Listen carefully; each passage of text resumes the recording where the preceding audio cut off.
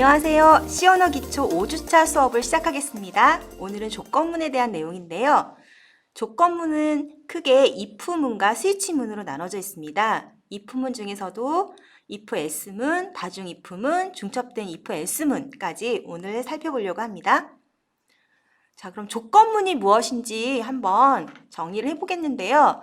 자, 조건문은 이런 어떤 조건이 있으면 이 조건에 따라서 특정 문장을 수행하도록 또는 어떠한 특정 문장을 수행하지 않도록 만드는 문장인데 그 참인 경우에 이 조건이 참인 경우에 수행하는 문장을 따로 두고요. 그리고 이 조건이 거짓인 경우에 수행하는 문장을 따로 둡니다. 그래서 참일 때 수행하는 문장, 거짓일 때 수행하는 문장을 둬서 수행을 하도록 또는 수행하지 않도록 이렇게 만드는 게 바로 조건문이에요. 조건문의 종류는 아까 앞에서 설명했듯이 크게 if문을 이용하는 것과 그리고 스위치문을 이용하는 것이 있습니다. 자, 그러면은 본격적으로 한번 살펴보겠습니다. 먼저 if문에 대해서 살펴보겠는데요. 아주 간단하게 기본적인 if문입니다. 그래서 if라고 적고요. if는 이제 만약 뭐뭐라면 이란 뜻입니다. 그래서 가로 안에 조건식을 적는데 이 조건식이 참이라면, 자, 그렇죠? 이게 true, 참이라면 그 뒤에 나와 있는 이 문장을 실행을 하는 겁니다. 그래서 플로우 차트, 순서도를 그리게 되면요. 이렇게 조건식이 있고 참일 때 수행하는 문장이 있습니다. 그리고 거짓일 때는 그냥 나오는 거죠. 거짓일 때 특별히 별도로 수행하는 문장은 없어요. 이럴 때 그냥 if 하나만 적고요. 예를 들어서 어떤 숫자가 있는데 이 숫자가 양수인지를 살펴보고 싶어요. 양수라면은 양수입니다를 출력하고 싶습니다. 그러면 이렇게 우리가 적어줄 수가 있어요. if 데이터가 0보다 크냐, 그러니까 데이터에 어떤 값이 들어있고요. 이 값이 0보다 크냐라고 물어보는 거죠. 이게 참이면 예를 들어서 뭐 30을 입력을 했어요. 그럼 이거는 0보다 크죠? 0보다 크기 때문에 프린트 F문에 의해서 양수입니다 출력이 되고요. 아니면 예를 들어서 여기에 음수를 넣었어요. 마이너스 10을 넣었습니다. 그러면은 양수입니다는 출력되지 않고 그냥 if문에서 빠져나가게 되는 거죠. 이게 바로 if문이에요. 기본적인 if문입니다. 그러면 사용 예를 한번 살펴보겠습니다. 정수를 입력을 받아요. 입력받은 정수를 데이터 변수에다 넣어주고요. 그 다음에 이 데이터 변수의 값, 입력한 값이 0보다 크면 양수입니다를 출력하는 프로그램입니다. 자, 요 if문이 참이든 거짓이든 상관없이 그 다음 문장, print f에서 데이터는 해서 데이터 값 출력하는 문장은 다 출력이 되는 문장이에요. 그래서 이 if 참일 때 출력되는 문장이 있고요. 그 다음에 그렇지 않을 때 또는 참이더라도 양수입니다 출력하고 난 다음에 마지막에 있는 프린트 F문은 다 실행이 되는 겁니다. 그러면 요거를 한번 프로그램 작성을 해보겠습니다. 자, dvc++ 실행을 시키고요. 그 다음에 자, include stdio.h 했어요. print F나 scan F를 사용하기 위해서 그 stdio.h 헤드 파일을 이제 include 했습니다. 자, 그 다음에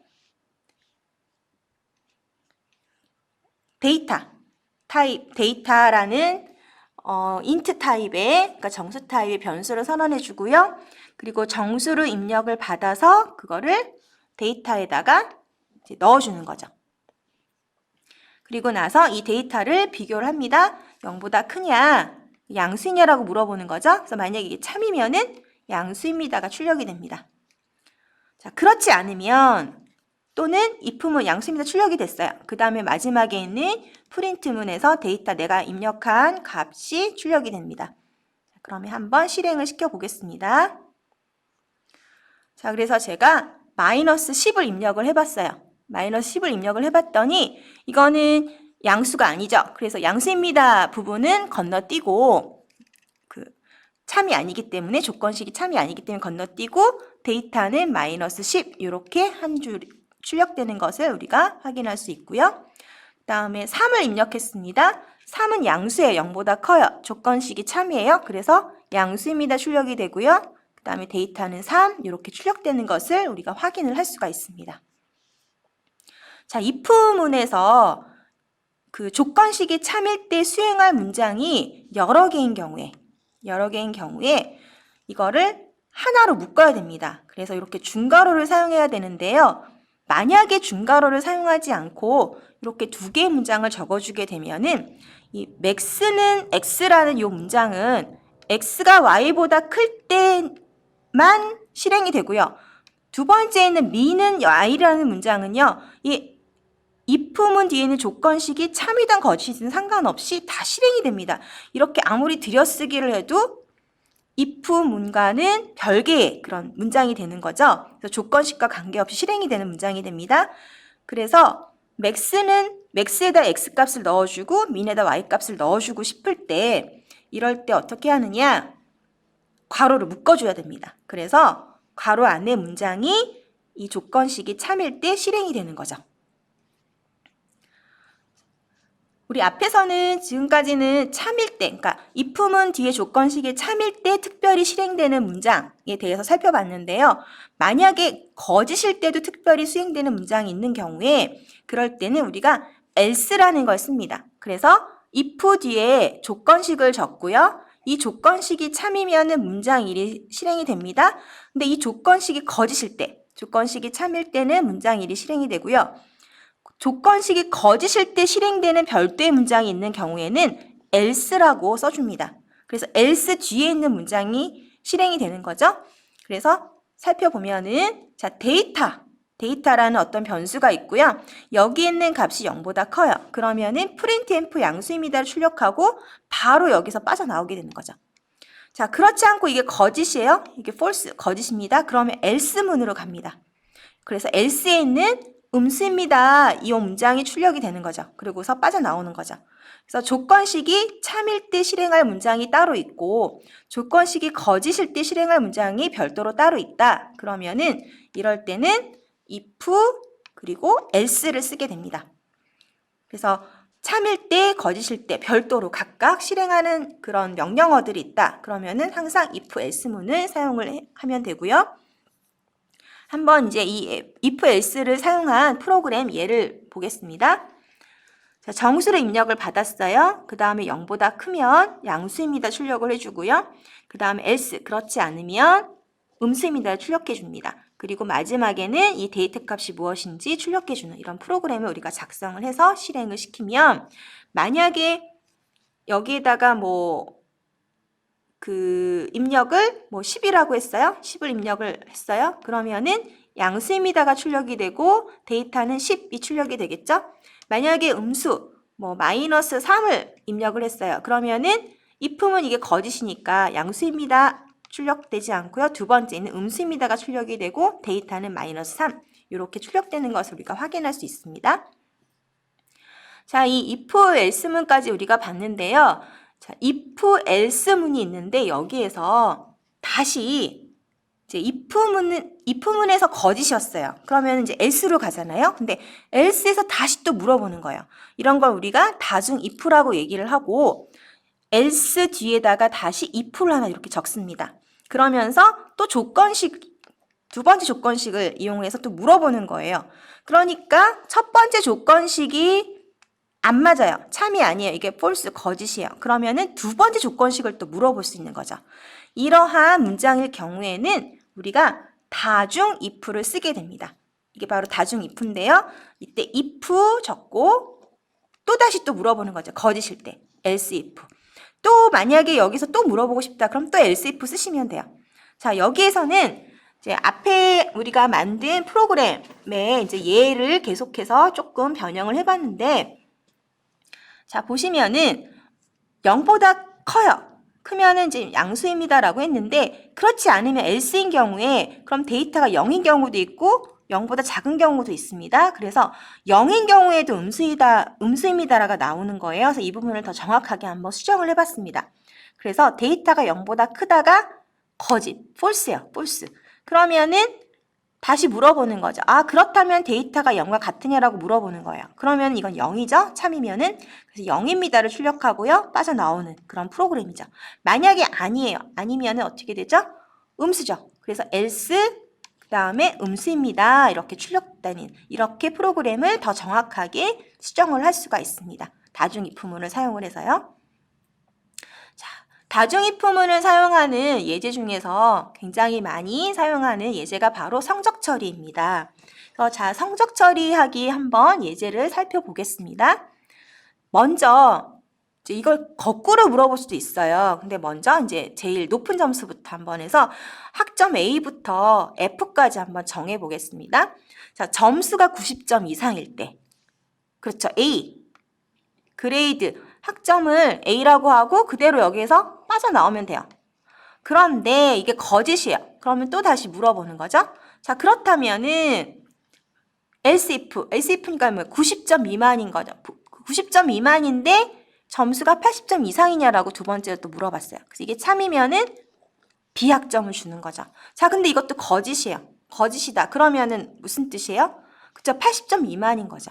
80점 미만인데 70점 이상이냐라고 또 물어봐요. 그래서 70점에서부터 79점까지죠. 80점 미만이니까 여기는 70점부터 79점까지예요. 그러면은 이거는 C학점.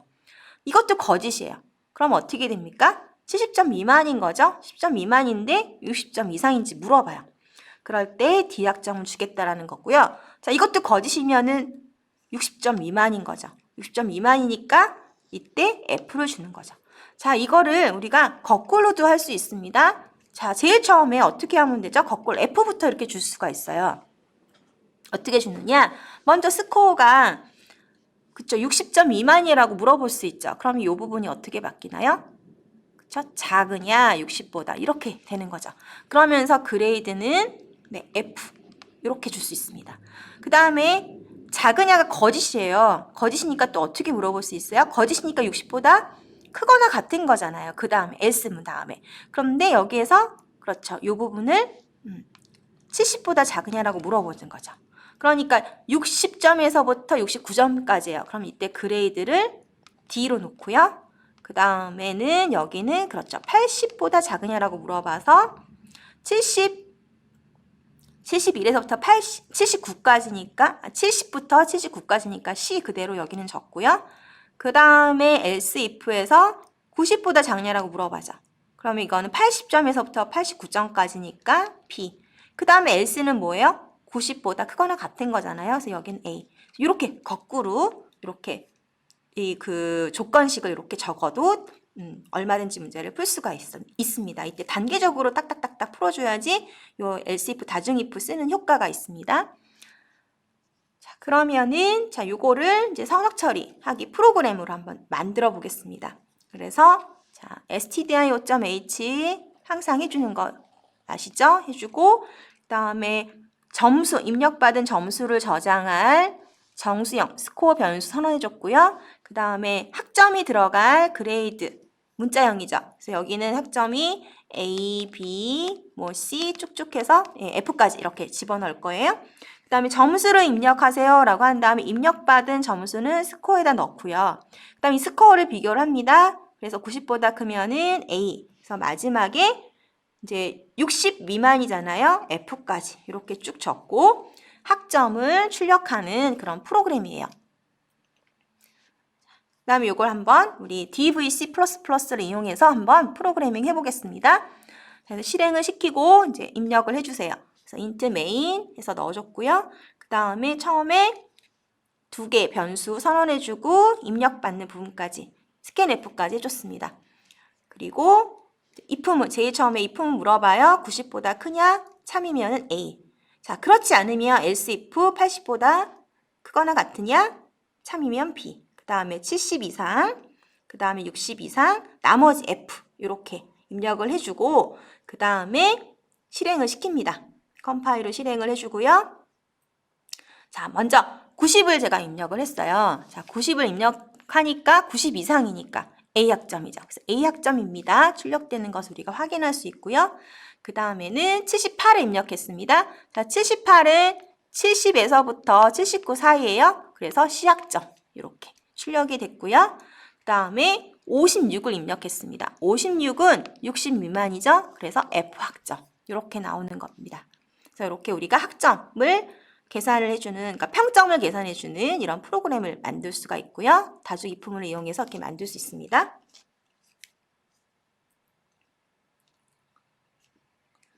자, 그리고 다중 if 말고요. if문 안에 if else를 또 쓰는 방법이 있는데요. 자, 이거는 우리가 네스팅된 if else문에서 중첩 if else문이라고 얘기를 합니다. 중첩 if else문. 그래서 이거는 이제 if 다음에 조건을 해서 이게 참인 경우에 이렇게 명령어들만 적을 수 있고요. 아니면 이 자리에 if, else를 또 이렇게 적을 수가 있고요. 또는 else문 뒤에도 마찬가지로 또 다시 한번 물어볼 수가 있는 거죠. 그래서 어떤 조건이 있는데요. 조건 1이 참이에요. 참일 때 이 명령어 A를 실행을 하고요. 거짓일 때 다시 또 물어보는 거예요.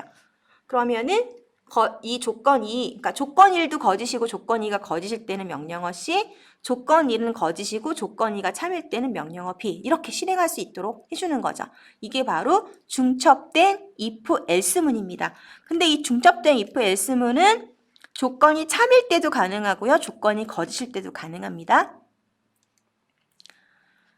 그러면은 이 중첩된 if else문이랑 다중 if문을 어떻게 구분해서 쓸까 한번 살펴보면은요. 중첩된 if else문은요. 이렇게 if문에 적은 이 조건이 참일 때도 if 적을 수 있고요. 거짓일 때도 이렇게 적을 수가 있어요. 그러면서 if 안에 if, else 안에 if 이렇게 적는 게 바로 중첩된 if문이고요. 다중 if문인 경우에는 항상 else 뒤에 붙습니다. else 뒤에. 그래서 거짓인 경우에 다시 한번 또 물어보는 거예요. 거짓 중에서 자, 이게 참이냐라고 물어보는 거죠. 그래서 첫 번째 if의 조건식이 거짓일 때 두 번째 if 조건식을 해서 이게 참인 경우에 어떻게 동작을 하라라고 이렇게 알려주는 거죠. 그 부분에 대해서 이제 표기를 해주는 거. 이게 바로 다중 if문입니다. 그래서 문제에 따라서 중첩된 if문을 써야 되는 경우가 있고요. 다중 if문을 써야 되는 경우가 있습니다. 그래서 이거는 문제를 잘 분석을 하고 거기에 맞춰서 if문을 사용을 하시면 돼요. 자, if문 지금까지 봤는데요. 이 if문처럼 조건식의 조건문을 쓰는 또 다른 명령어가 있는데 이게 바로 스위치입니다. 자, 스위치는 어떤 정수식의 값을 평가를 하는데 여기 보시면 이 정수식 대신에 이 안에 이 어떤 문자가 들어갈 수도 있어요. 문자 변수. 네, 문자 변수를 써서 이 문자 변수에 해당되는 값으로 갈 수 있습니다. 그러니까 정확하게 하나의 어떤 정수값이라든지 아니면 어떤 문자값이 되는데요. 자, 요렇게 해서 여기 정수식의 결과값 또는 어떤 문자에 해당되는 값에 따라서 케이스문을 찾아갑니다. 그래서 해당되는 정수값을 찾아가는 거죠. 그래서 예를 들어서 정수식 결과값이 정수값 1이었어요. 그러면 정수값 1로 가서 여기에 있는 케이스 뒤에 보면 여기 콜론이 있습니다. 콜론 뒤에 있는 문장들을 실행을 해요. 그래서 문장 1을 실행을 하고 나서 브레이크문을 만났습니다. 그러면 스위치문을 완전히 빠져나가게 됩니다. 나머지 뒤에 있는 케이스문들은 그냥 건너뛰는 거죠. 그래서 브레이크문을 써서 브레이크를 만나면 스위치문을 빠져나가는 게 바로 스위치의 형식입니다. 자, 그러면은 이제 스위치를 이용한 그 응용 프로그램 한번 살펴보겠는데요. 굉장히 많이 사용하는 그 예제가 바로 사칙 연산 계산하기입니다. 그래서 수식을 입력을 하고요. 그 입력한 수식의 연산자에 따라서 이 연산자가 더하기면은 사칙 연산이니까 더하기, 빼기, 곱하기, 나누기잖아요. 그래서 플러스 기호면은 더하기, 빼기 기호면은 빼기, 곱하기 기호면은 곱하기, 나누기 기호면 나누기 이렇게 연산을 할 수 있도록 만드는데 이거를 스위치를 이용해서 우리가 계산을 할 수가 있습니다. 자, 그러면 한번 계속해서 보겠습니다. 그래서 먼저 그 숫자 2개가 필요하죠. 피연산자가 2개인 그런 연산이 바로 사칙 연산인데요. 산술 연산 중에서 그래서 숫자 2개를 입력을 할 넘버 1, 넘버 2에서 num1, num2 이렇게 인트 타입으로 변수를 만들어줬고요. 그리고 연산자가 저장될 그 변수 OP를 이렇게 만들어줬습니다. 그 수식을 입력을 받는 거에서 수식의 형태는 뭐 어떤 숫자, 예를 들어서 뭐 3 더하기 5 이런 식으로 입력을 받으면 되죠. 그랬을 때 첫 번째 값은 어디로? 넘버 원으로 입력이 되고요. 그 다음에 여기 있는 연산자는 OP에 저장이 됩니다. 그리고 두 번째 들어간 이 값은 num2에 저장이 되는 거죠. 그래서 이걸 이용해서 스위치문을 돌립니다. 그럼 스위치문의 OP 변수에는 여기에는 연산자가 들어있어요. 그래서 만약에 빼기 연산자다. 그러면은 케이스 빼기로 갑니다. 케이스 빼기로 가서 여기 있는 프린트문이 실행이 되는 거죠.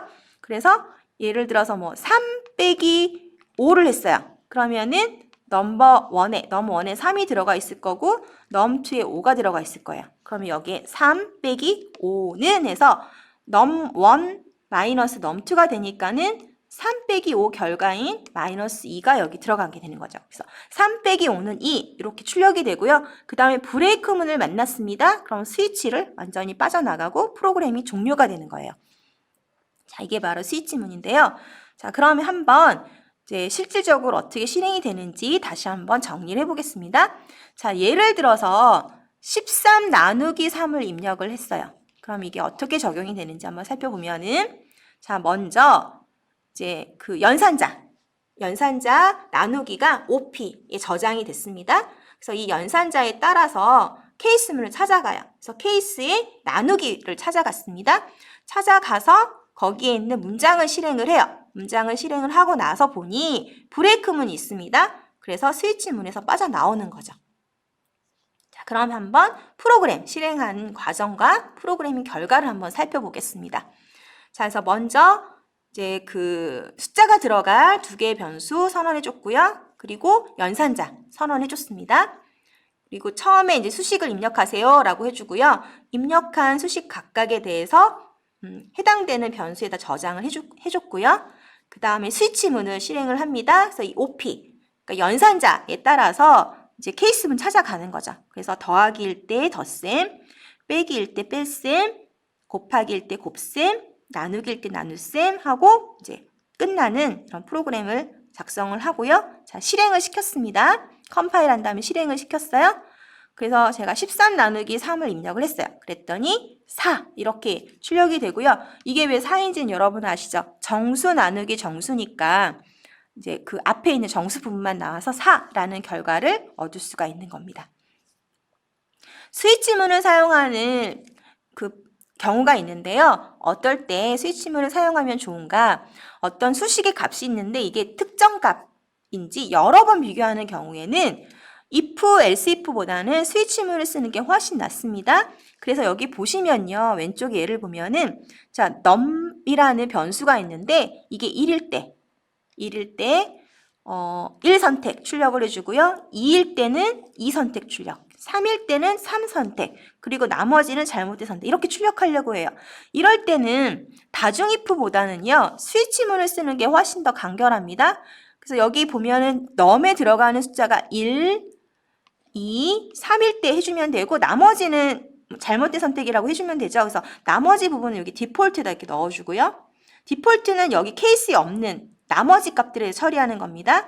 그래서 케이스 1일 때, num이 1일 때죠. 케이스 1일 때. 자, 이때 이거는 정수이기 때문에 따옴표가 없어요. 자, 만약에 문자면은 작은 따옴표 안에 넣어주고요. 그래서 케이스 1이면은 1 선택 프린트 해주고 브레이크문 만나서 이렇게 빠져나가는 거죠.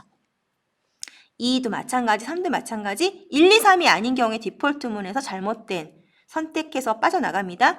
물론 다중 if 쓴 거랑 스위치문 쓴 거랑 결과는 똑같아요. 그렇지만 이럴 때는 스위치를 이용하는 게 훨씬 더 간결하고 좋다는 거죠. 자, 근데 이 스위치문을 사용할 때 우리가 이제 눈여겨서 봐야 될 주의사항이 있습니다. 만약에요, 프로그래밍을 하다가 케이스문마다 브레이크를 사용하지 않았어요. 그러면은 해당 케이스문까지 가서 예를 들어서 이런 거예요. 자, 이 OP가요, 곱하기였어요. 그러면은 곱하기 케이스 곱하기를 찾아가요. 그 다음에 이제 이 문장을 실행을 합니다. 그 다음에 이 문장도 실행을 하는 거예요.